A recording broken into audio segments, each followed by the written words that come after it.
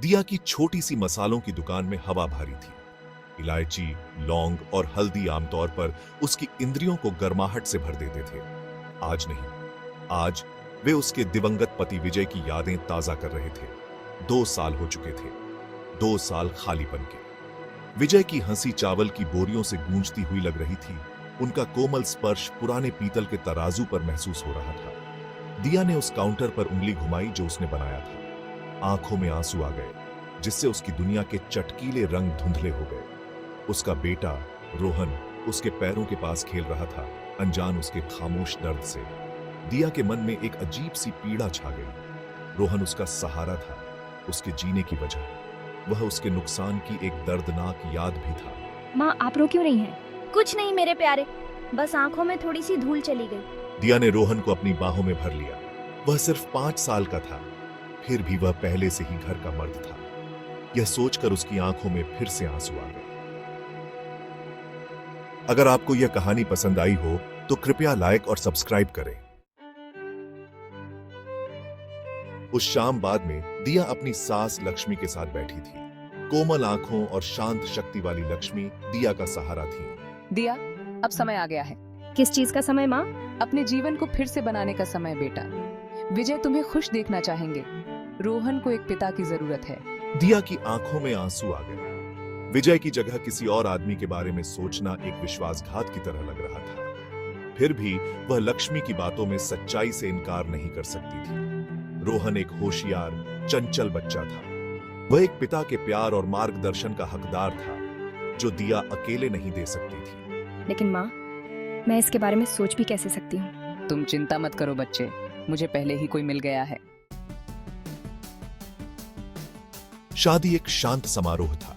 लाल रंग की रेशमी साड़ी पहने दिया खुद को एक कठपुतली की तरह महसूस कर रही थी।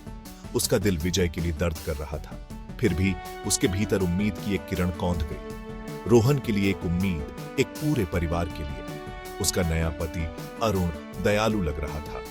वह एक स्कूल शिक्षक था, एक शांत कोमल आत्मा। लक्ष्मी ने अच्छा चुनाव किया था। पहले कुछ हफ्ते समायोजन के धुंधले थे। लक्ष्मी की बातों के अनुसार अरुण एक सज्जन व्यक्ति था।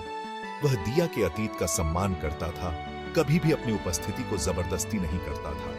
फिर भी एक खाई बनी रही। वह रोहन के साथ सौहार्दपूर्ण व्यवहार करता था, लेकिन एक निश्चित दूरी के साथ।